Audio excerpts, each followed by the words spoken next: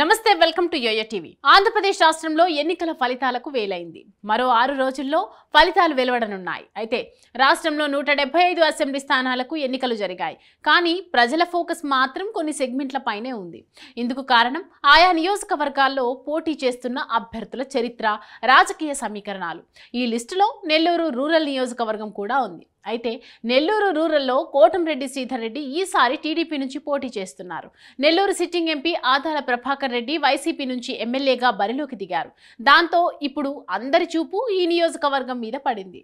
2014-2019లో Kotamreddy Sridhar Reddy YCP నుంచి ఎమ్మెల్యేగా గెలిచారు. ఆయన 2 సార్లు 22,000, 25,000 మెజారిటీతో గెలిచారు. 2019లో గెలిచిన తర్వాత ఆయన వైసీపీతో విభేదాలతో టీడీపీలో చేరారు.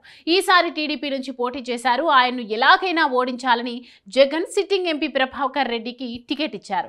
ఆదాల ప్రభాకర్ రెడ్డి ఈసారి రాజకీయ వ్యూహం మార్చారు. నియోజకవర్గంలో బలమైన పట్టు ఉన్న మల్లిరెడ్డి బ్రదర్స్ ను తన వైపుకు తిప్పుకున్నారు. దాంతో వారంతా ఇప్పుడు ప్రభాకర్ రెడ్డి గెలుపు కోసం సహకరించారు. కోటంరెడ్డి సోదరుడు గిరిధర్ రెడ్డి అవినీతిని వారంతా ప్రజల్లోకి తీసుకెళ్లారు. పెద్ద ఎత్తున ప్రచారం చేశారు. అయితే కోటంరెడ్డి మాత్రం తాను నిత్యం ప్రజల మధ్యనే ఉండి వారి సమస్యలు పరిష్కరించారని, కాబట్టే వారే గెలిపిస్తారని ఆయన నమ్ముతున్నారు. ఇలా ఇద్దరు ఎవరి ప్రయత్నాల్లో వారున్నారు. ఈసారి గతంతో పోలిస్తే పోలింగ్ ఎక్కువగా నమోదైంది. అయితే ఈ పెరిగిన పోలింగ్ కాస్త తనకు కలిసి వస్తుందని భావిస్తున్నారు కోటంరెడ్డి శ్రీధర్ రెడ్డి.